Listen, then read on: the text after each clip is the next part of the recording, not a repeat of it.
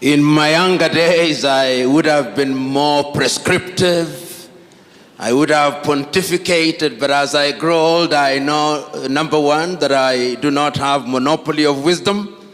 And what I do is to share my thoughts with you and to make suggestions which may not necessarily be true, but they constitute my opinion on the subject at hand. And that is exactly what I intend to do on a subject on which I do not claim expertise. What I have done is to prepare a paper which will be circulated, and I've prepared it in two forms, in the PowerPoint form and in the Word form. I will speak to the paper without reading the paper, and in that way, I believe we'll interact a lot more. And my paper is entitled The Vision of the Founding Fathers, Looking to the Past to Inform the Future. And I will be alive to the fact that the element of religion is at the heart of the theme that is being interrogated this afternoon. When I was thinking about the paper, the first question that I asked, who are the founding fathers, or who are the founding fathers that the framers and organizers of this conference had in mind? And I was convinced that they must have had in mind some of the key figures that were present in the 1940s and 1950s and 1990s up to 1980s, and indeed up to the 1990s, who participated in the liberation of Africa. But yet, even as I thought so, I was conscious of the fact that when one examines history, particularly the history of the black people, there are a number of individuals who are founding fathers, but are rarely mentioned when we talk about Africa. One of the individuals who came to my mind is a great South African about whom we say very little, Pixley Kaisaka Seme. The South Africans in this assembly will be aware of that great South African who was one of the founders of the African National Congress. And if they care to examine some of his early works, they will also be familiar with one of the greatest speeches ever delivered by an African, delivered at the University of Columbia in the month of April 1906, titled The Regeneration of Africa. Those who have had the privilege and honor of examining that piece of writing acknowledge that Pixley Kaisaka Seme was very conscious of the status of Africa as it was in those days. You will remember that by 1906, Africa had suffered the fate of partition in Berlin, and that it had been partitioned, as we know, amongst the European powers. Prominently, the Germans had their share in West Africa. They had their presence here in Rwanda and Burundi. They were present in what was then Tanganyika. The French were present. The Portuguese were present. The English were present. The Belgians were present. The Spaniards were present. The Arabs were present, although they were not part of the club that partitioned Africa in 1884. And therefore, when he was talking about the whole idea of the regeneration of Africa, the choice of his words, because he was speaking in a foreign tongue, which I am speaking in this afternoon, he was very clear about the words that he chose. He talked about the regeneration of Africa. And when one talks about regeneration, it means that there was an Africa which had a certain level of development, and that had suffered at the hand of the foreigners, and therefore it needed to be regenerated.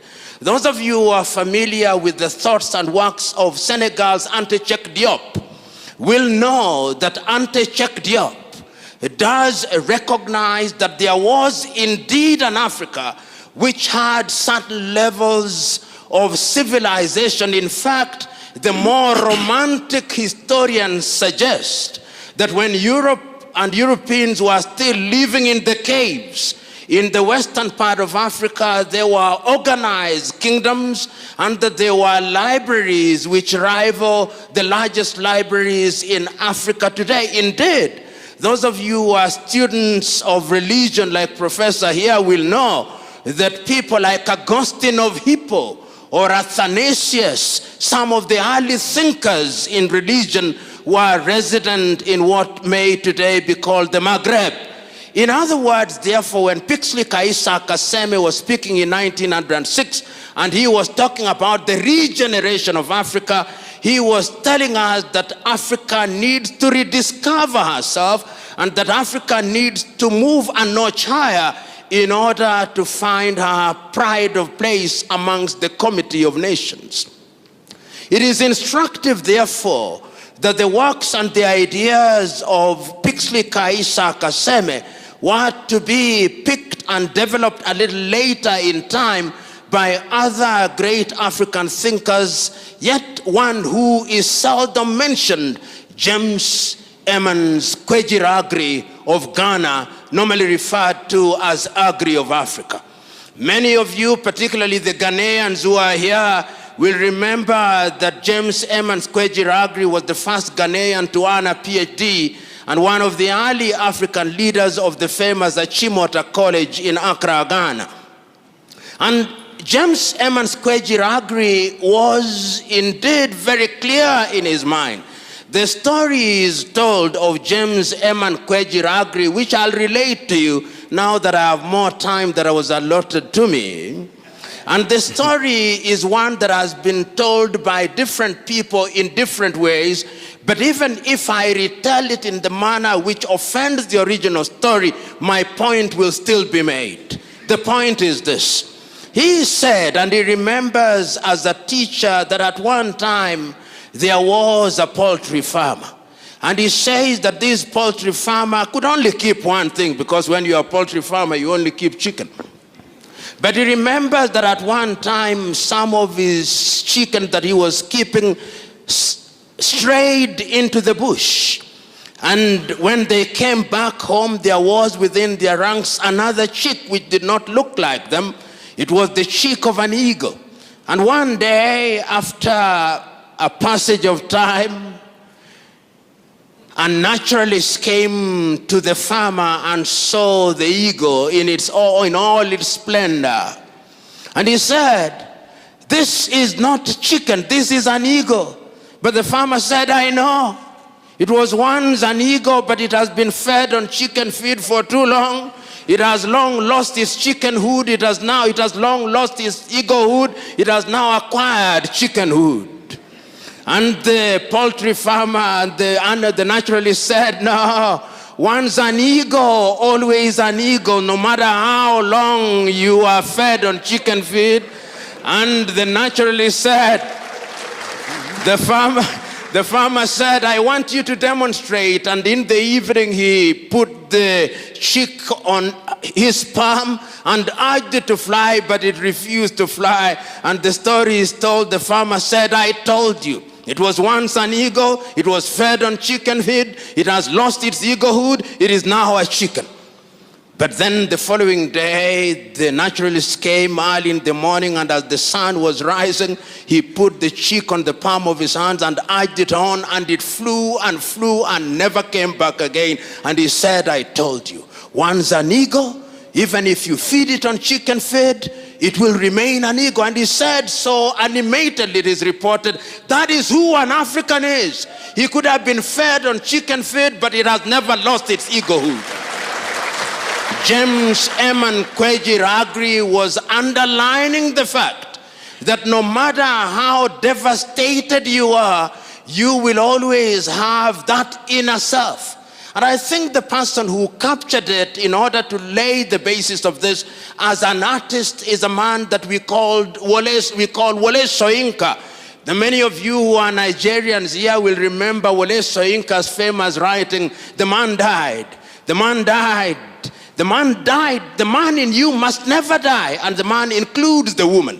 And I'm laying this basis for us to understand that when we talk about forefathers, we must never forget individuals such as Pixley Kaisa Kaseme.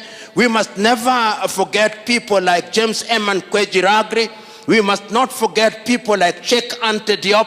And if we want to go into the diaspora, we must never forget individuals such as Marcus Garvey of Jamaica. And we must never forget individuals such as W.B. Du Bois. And one of the things that they underscored in those early days, before I come to the forefathers that we are much more familiar with, is that Pixley Kaisa Kaseme, in his writing and his speech, which I've already talked about, he said, in order for Africa to realize our potential amongst the Committee of Nations, there is only one thing that must define African relationship with other civilizations. He called it multi-dimensional osmosis. And what he called multi-dimensional osmosis becomes much more relevant, particularly today, when we are trading with China, when the osmosis is not multi-dimensional. And the osmotic is only in one direction, is monodirectional. And what he meant at that time is that Africans must engage with other civilizations, but that engagement must be of such a nature that it is mutually beneficial and the relationship is symbiotic. And I think that that is what we want to underscore today, even as we talk about religion and the place of religion in giving pride of place to self-governance and religious freedom as an important pillar in one of the 7 pillars of Africa Agenda 2063. But yet I cannot at this stage yet go into Africa Agenda 2063 before I examine what was the vision of our founding fathers and who were they. In my own examination, and I stand to be corrected on this, whenever we talk about the founding fathers of Africa, we are normally directed to remember the 32 leaders who gathered in the month of May 1963 in Addis Ababa, Ethiopia. And I encourage us to look at the views of these individuals, but even before we go to that particular period, to look at some of the early thoughts and some of the things that animated these individuals to the extent that we now call them the founding fathers, and what it is that they had in mind that defined them as the founding fathers. And I take us back to 1957 in Accra, Ghana, on the day that the country then known as Gold Coast regained her political independence. And see how deliberate I am. I'm saying the country regained her political independence, did not acquire her independence. She regained an independence that she had lost by dint of force and by dint of both strategy and stratagem. In 1957, on the day of the regaining of the independence by Ghana, Kwame Nkrumah was as passionate as he was eloquent. He said that the independence of Ghana meant nothing unless all the other African countries were independent. And what did independence mean? Because at that time, and you will give me a little latitude in order to give some flavor to my presentation. If you look at the individuals who are present at that time in terms of the commonality and the unanimity of their vision, one had to look at Africa and understand what it is that they were talking about. In West Africa, if you listened at that time to Kwame Nkrumah, his clarity of vision is that that independence and liberty meant a number of things. One, the liberty of the individual as individuals to exercise their thoughts and to be free to participate in their affairs, including religion as I understand it, and that therefore Kwame was conscious that the country that he had participated in liberating, which was Christian Gold Coast, but he rechristened and the people rechristened Ghana, was a multi-ethnic country and a multi-religious country and a country that was rich in her diversity. And the same was true of every other country. So that if you listened at that time in next door to in Nigeria, which was, as you know, until independence divided into three regions, the northern region, the eastern region, and the western region, you could see that even at that time in Nigeria, while the colonialist was conscious of the religious differences, the leaders of the day, even if grudgingly so, were conscious of the fact that now that they had found themselves in this geographical space, they had to tolerate each other. So that when you are listening to the Muslims in the north, when you are listening to Abubakar Tafawa Balewa in Nigeria, or the Saudaner of Sokoto, Sir Ahmadu Bello, and listening to Nnamdi Azikiwe, who is a Christian, they are conscious of their diversity. They are grudgingly in Nigeria, but they accept the fact that they must live together. Religion and religious differences was not given the pronouncement and the accent that we now see in the manner that I shall demonstrate when I am concluding my presentation. So that even if you left countries that had that kind of diversity and you went to Algeria and you listened to the more casual thoughts of Algeria's Ahmed Ben Bella, you could see that he was conscious of the fact that even though we were finding ourselves in potential religious conflict, we had a common vision for Africa. And in that regard, you would listen in Liberia, or rather in Algeria, to Ahmed Ben Bella. You would go down to Guinea to Ahmed Sékou Touré. You would go to Egypt to Gamal Abdel Nasser, leading an Egypt that was fundamentally Muslim, but conscious of the fact that there was an Africanness. But there were also other individuals who at that time did not believe that God existed. They were persuaded that there was something called materialism, that they were persuaded by a different ideology. But even in that appreciation, they were conscious of one fact, that there was a continent called Africa, and that Africa was a continent that needed to move in one direction. And you will discover such individuals when you come to Kenya, when you come to Tanzania. We talk about people who are Christians, committed Christians, such as Julius Kambarage Nyerere. And you went down to the people who did not quite believe in Southern Africa, like Agostino Neto or Samora Moses Machel at that time. But what is critical for our presentation is that in May 1963, 32 leaders congregate in Addis Ababa, Ethiopia, at the invitation of Emperor Haile Selassie.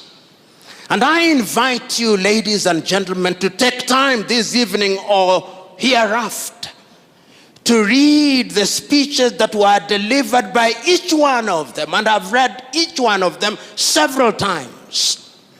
Even the ones who later disappointed us, the Spirit was on them. The Spirit was on them.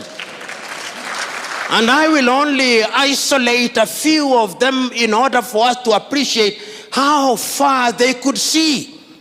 As I stand here, I remember the speech of David Dacko of Central African Republic. He says that Africa must unite and move in one direction, for how would a little country such as Central African Republic survive in the face of the sustained machinations of the erstwhile colonial power? We know that David Dacko did not live up to the dreams that we thought he would. I listened to speeches such as those of Julius Kambarage Nyerere of Tanzania. He said, we did not come here to talk about unity or to remind ourselves how unity is important. We have come here to affirm the fact that without unity, Africa is never going to realize their potential. And one can go on to the speeches of Modibo and others and Haile Selassie and others, but it's not important to rehash those speeches because they can be located in libraries. But it's important to isolate one speech, the speech of Osagyefo Kwame Nkrumah, because that, for those of you who are French speakers, that was the pièce de résistance. It was the speech that, in my view, captured the essence of what was meant to be Africa. And the three things that stand out in the speech and therefore form the three-legged stool upon which my presentation will now be founded. He said that Africa must unite and unite immediately before the leaders who are present in that forum become used to the trappings of power. You and me know that they have now become victims of the trappings. He said that we must unite and come out of that arrangement with one army, with one currency, with one united country, because the former colonial powers had yet devised another method of controlling African. And he said that that thing which we later examined and recognized as neocolonialism was alive and well. And he said, if we did not do so, Africa will never realize our potential. That is the Africa about which you want me to reminisce in order for me to determine what was the vision of the founding fathers. Their vision was a united Africa. Their vision was an Africa that was united in our diversity. Their vision was an Africa that would tell her story. Their vision was an Africa that would exploit our resources for our benefit. Their vision was an Africa that would sit at the dinner table of human civilization, not as food to be consumed or as a waiter, but as a diner to enjoy the goodies of life. That was their vision. But the question is, that vision that saw Africa liberate herself from the clutches of colonialism, was it merely flag independence, as Kenya's Ngugi wa Thiong'o says, not in so many words, in his book Decolonizing the Mind? Was it a total liberation of the peoples of Africa? In his famous television program, Kenya's Ali Mazrui, the program titled Africa, a Triple Heritage, Ali Mazrui says passionately and eloquently at once that Africa is the only continent on earth that consumes that which it does not produce and produces that which it does not consume. And he says, curiously, we are the only continent on earth that is still referred to in the following derogatory terms: Anglophone Africa, Francophone Africa, Lusophone Africa, and those who are generous even refer to some part of Africa as Arabophone Africa. He says they do not say that of Latin America, they do not say that of Asia. And if you doubt Ali Mazrui, there is now a war that is going on in the Cameroons and is characterized as a war between the Francophones and the Anglophones.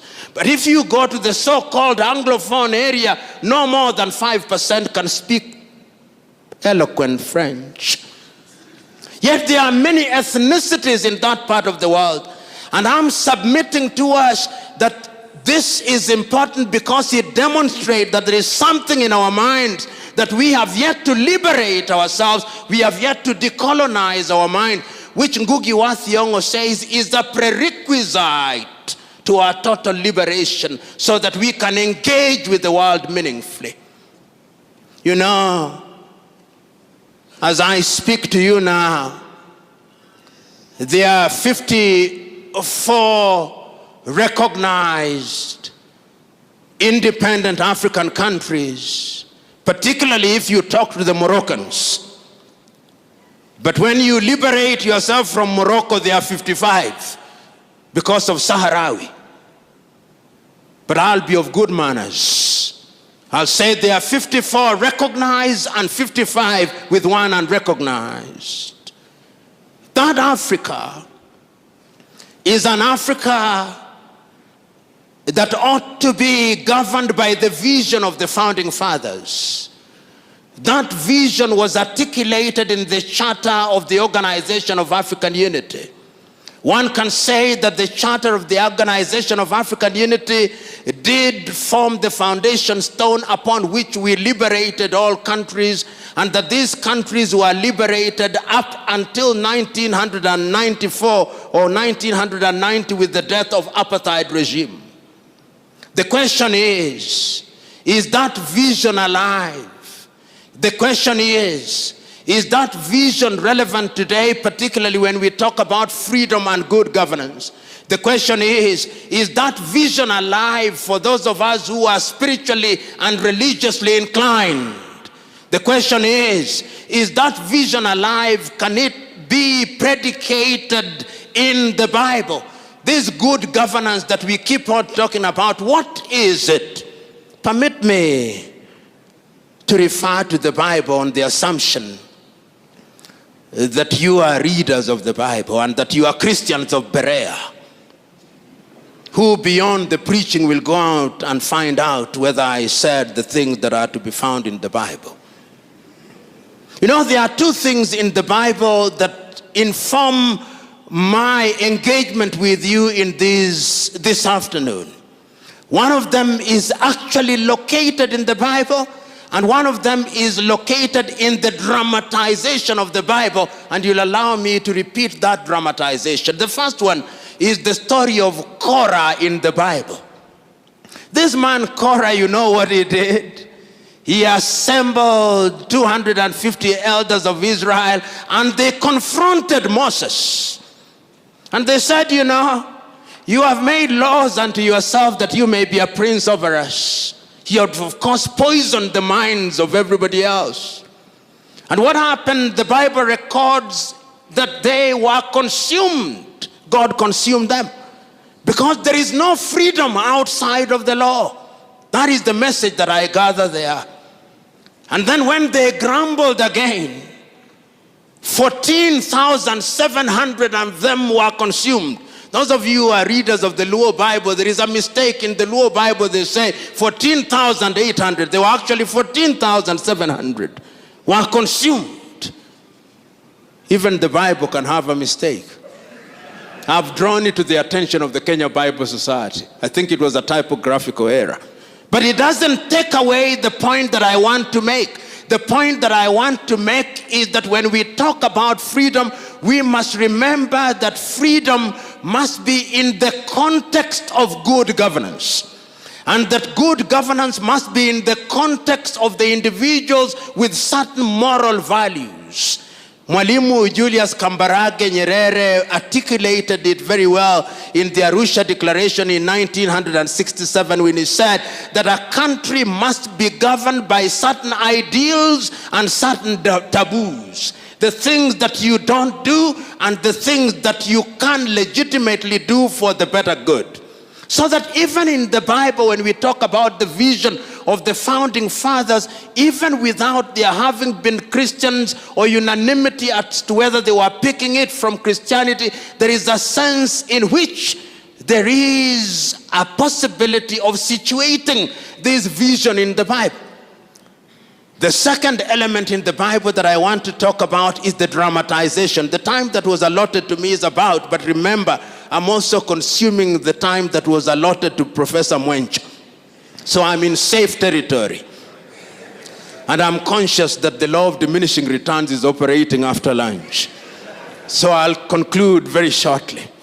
But the dramatization that I want to talk about before I come to the last limb of my presentation is to be found in a movie which I believe all of you ought to have seen. And if you have not seen it, please watch it. How many of you have seen the 1956 dramatization of the film The Ten Commandments as directed by Cecil B. DeMille? You haven't. If you haven't, go and watch it. And there is an interesting portion in that particular story which once again speaks to Korah and Dathan. When Moses has been on the mountain of the Lord for 40 days and 40 nights, there is a grumbling downstairs, and Aaron and the sister have been made to forge unto themselves a calf as a god. And in the dramatization, before Moses comes down on the 40th day, the prophet Joshua moves to the mountain and meets Moses. And when they are in between, there is noise from down in the hill. And when there is noise, Joshua says, there is noise, there is grumbling. And Moses is recorded as saying, those are the sounds of joy and revelry. The people have rebelled against God. He is carrying the 10 tablets of the law, and according to Cecil B. DeMille, as he comes down from the mountain, there are 2 horns from his head. Kiran comes from his head. Kiran meaning horns in Hebrew. And when he comes down, Dathan confronts him and says, you have made unto yourself laws that you may become a prince over us. We have freedom. And Moses says, there is no freedom outside of the law, and those who will not live by the law shall die by the law. And that is the point that I wanted to make. That all civilizations, our founding fathers were convinced that we had to have a legal regime. And this is the basis of the constitution that we inherited from independence. But these constitutions were not homemade. And that is why you see that no sooner had we settled with this constitution than they started being disrupted. But the point I want to make before I come to the constitution is an important point about their vision. This is about a meeting that took place in Cairo, in Egypt, about the doctrine of the inviolability of the boundaries of African states. Because at independence, there were those who took the view that Africa should redraw her boundaries. Those of you who are from Cameroon will be aware what happened between Cameroon and Nigeria. You will also be aware of the events that took place in Nigeria when there was an attempt to divide the country into 3, leading ultimately to the Biafra War. Those of you who are familiar with the country that was then known as the French Sudan, now known as Mali, will know the attempt that were made at that time. Those of you who are familiar with what was called Tanganyika, which later became Tanzania, will know that fact. Those of you who are familiar with the country that was known as Northern Rhodesia and now Zambia, and the one that is now called Zimbabwe, will know that. Those of you who are familiar with the history of Southwest Africa, now known as Namibia, will be aware of all these activities. So the first thing that the leader said, whether we are Muslims or Christians or animists, as we are called by other people, we shall live in one geographic or territory, because the God that we worship is a God of diversity. He's the God that says that there is no Jew nor Gentile. And it must mean, if you are addressing us in Igbo or in some Nigerian language, there is no Yoruba, no Igbo. That, I think, was the vision of the founding fathers of the day. And that is why I think that when we are going to the future, the African leaders recognize one thing, that the OAU Charter as was constituted was only important up to a certain stage in the life of Africa. And that is why in the year 2013, the statutes that constituted the OAU were revisited and the African Union was created. And when the African Union was created, it was created on the assumption that if we had lost 50 years, we were now going to deal with Africa from a totally different dimension and perspective. But one must ask, what is it that had informed the leaders at that time? there were a series of things that had happened in Africa, in my view, which things informed their decision. You'll remember as early as 1960, when we had barely settled in independence, the first political assassination in Africa was the overthrow of Togo's Sylvanus Olympio. And immediately after that, the murder of Patrice Emery Lumumba in 1961. And thereafter, there was a series of coups d'etats, some of them which were being informed by religious factors. So 2013 or 1981 becomes the year, 1990 rather, becomes the year when we begin to see the re-emergence of Africa. But that is not what is important. What is important is what happens in 2013. And I'm inviting those of you who are present here to go and look at the letter that was read, the imaginary letter that is written by the then chairman of the OAU Council, the South African lady called Nkosana Dlamini Zuma. It is an imaginary letter that she writes to Kwame Nkrumah. And it is written on the basis of Agenda 2063. And she writes to Kwame Nkrumah in so many words, or rather in effect she says, that I look forward to an Africa where there'll be unity amongst all African states. I look forward to an Africa where there'll be a railway from Addis Ababa, Ethiopia to Dhaka in Senegal, where there will be communication from Suakin in Sudan to Luanda in Angola, from Cape Town to Cairo, and that where the Democratic Republic of Congo shall become the hub of industrial activity, and that East Africa shall become the hub of ICT. West Africa will be industrialized, where gas will be piped from Tanzania to West Africa, and oil piped from Nigeria to the rest of Africa, and where there'll be harmony. And if you look at the 7 pillars of Africa Agenda 2063, one of them is that the guns will be silenced by the year 2020, so that we'll no more have South Sudan. We'll no more have Central African Republic. We'll no more have the Cameroons. We'll no more have battles and wars that are predicated upon religion. But we'll have an Africa where people enjoy freedom of movement and freedom of conscience within the law. And that we shall have an Africa where people have the liberty to enjoy what it is that they are meant to enjoy. And permit me at this time to use from another civilization what I consider that Africa to be. Many of you, as I conclude, will have read these words which I repeat and refer to oftentimes. They are the words that are to be found in the American Declaration of Independence. And I think that they are important for many civilizations. That all men are born equal. That they are endowed by their Creator with certain alienable rights. That among these are life, liberty, and the pursuit of happiness.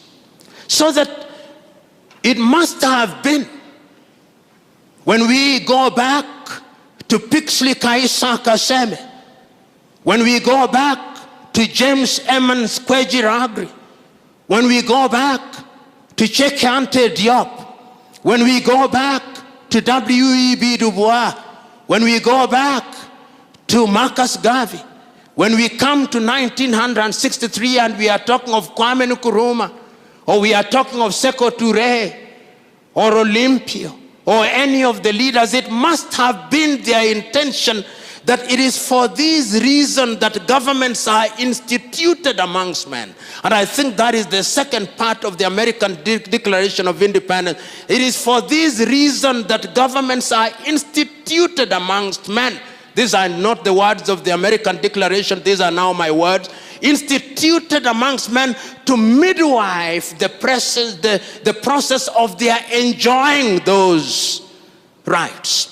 So that any government has a divine duty to ensure that they midwife this process. And if that be the case, therefore, ladies and gentlemen, I'm submitting to us that the founding fathers could see what we cannot see standing on tall trees while they were squatting. They could see them with the clarity of vision that we cannot possibly master. What could they see? They could see that in order for Africa to realize their potential, the people in Central African Republic cannot run a war that is based on the fight between Muslims and Christians, that it cannot be right. They could see that the diversity of the people in Central African Republic requires that they enjoy their diversity and they live in harmony so that people can realize their potential, so that they can indeed enjoy what God has given them on this earth. They could see that the people in Mali and Mauritania cannot conduct their affairs on the basis of religious diversity. They could see that it is important that the diversity of religion is only a celebration of God in his unfathomable ways. They could see that. They could see that indeed, even in South Sudan, they cannot conduct their affairs on the basis of religious difference. And I'm submitting to us, therefore, in a nutshell, that our leaders in 1963, when they sat, whether in West Africa or in North or in East or in South, conceived an Africa whose sons and daughters would enjoy liberty. And that they would enjoy liberty so that they would lead a fuller life here on earth.